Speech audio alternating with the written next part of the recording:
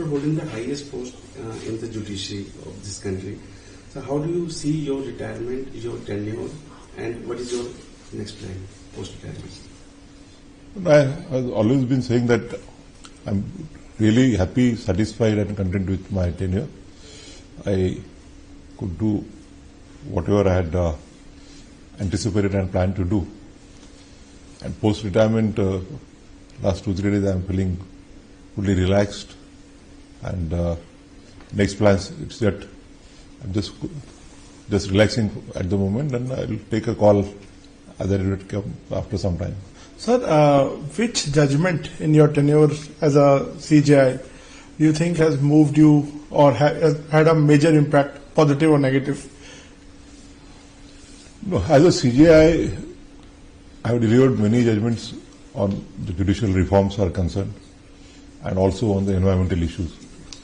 So I think these are the important areas where I could significantly, rather I must we, because the judgments are of the benches, we could substantially contribute to the reformation in the judicial systems and protection of environment, ecology and the wildlife.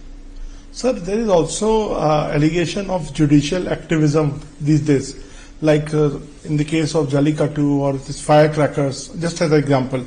Sir, what is your take on that, sir? No, I always say that judicial activism is bound to remain.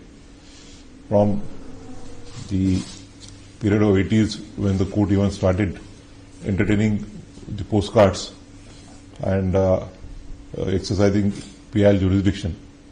Because in many cases the citizens, on account of their socio-economic handicaps, are not in a position to directly approach the court for redressal of their grievance for protection of their rights. So in such a situation, permitting a person to approach the court on their behalf is in a way, it fulfills our promise of economic and social justice to the last citizen of this country. But then there are limits within which the judicial activism should act. As I always say, the judicial activism should not turn into judicial adversaryism or judicial terrorism. Ultimately, our constitution believes in the separation of powers between the legislature, the executive and the judiciary. So many critics see this as a overreach and sometimes even bypassing the executive. So therefore, at times, as I said, like we did in the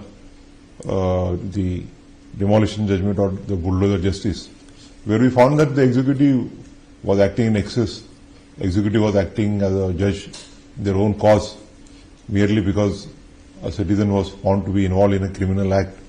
His houses were demolished. And we found that this would amount to not only violating his rights, but the rights of inmates of the house, his brothers, sisters, mother, father, children. And that was like taking a law into hand. And we also held that the right to shelter is a fundamental right, and therefore laid down guidelines. So that is a case wherein I would, it's not proper for me to justify my judgment, but I think that would be a case where a judicial activism should be promoted, but not beyond a particular limit. But sir, bulldozers are still bulldozing at many places. Yes, so therefore we had given liberty to the citizens to knock the doors of the high courts wherever there was a violation. And we had also expected that wherever such a grievance is brought to the notice of the court, we had laid down stringent measures that the person who is indulging in violation of the orders of the court would be guilty for the contempt of court. And not only that, we have also directed that such demolished house, after following the proper procedure, is found to be illegally demolished, then the government will have to reconstruct it and recover the amount from the persons who are guilty.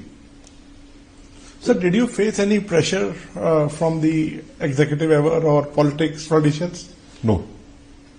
Genuinely no. I answered that question on Saturday when I was meeting the journalists also.